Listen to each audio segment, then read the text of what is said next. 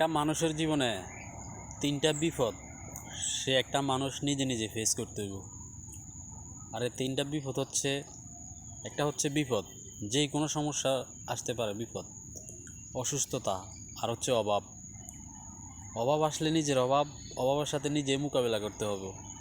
এটা কাজ করে হোক, যেভাবে হোক নিজের অভাব দূর করতে হইব। আর অসুস্থতা হইলে কেউ আপনাকে সাহায্য করবে না, হয়তো 2, 4, 500, 1000, 5000 টাকা দিবে, এর বেশি আপনাকে কেউ সহযোগিতা করবে না। নিজে অসুস্থ হইলে নিজের ফেসটা নিজেই করতে হইব, হয়তো নিজের অর্থ সম্পদ নষ্ট করে, যদি নিজের ক্যাশ টাকা থাকে এগুলা ব্যয় করতে হবে, কেউ আপনাকে সঙ্গ দিবে না।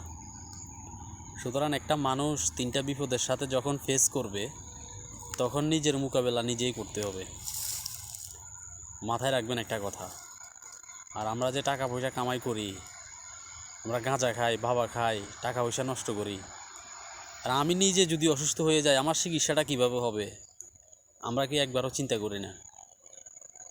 আমার ছেলে মেয়ে, বিবি বাচ্চা আছে, মা বাবা আছে, তারা যদি অসুস্থ হয় তাদের চিকিৎসার কথা নইলে বাদে দিলাম, আমি যদি অসুস্থ হয়ে যাই আমার চিকিৎসাটা কীভাবে চলবে আমরা কেউ কখনো চিন্তা করি না। অথচ টাকা ইনকাম করি আর বন্ধু বান্ধব নিয়ে নষ্ট করে ফেলি। এ হচ্ছে আমাদের জীবন।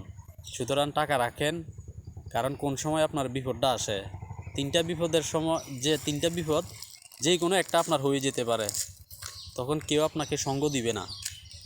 এই বিপদগুলো আপনার নিজে ফেস করতে হইব।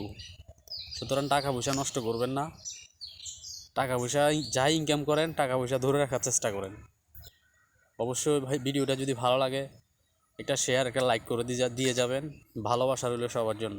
আল্লাহ হাফেজ।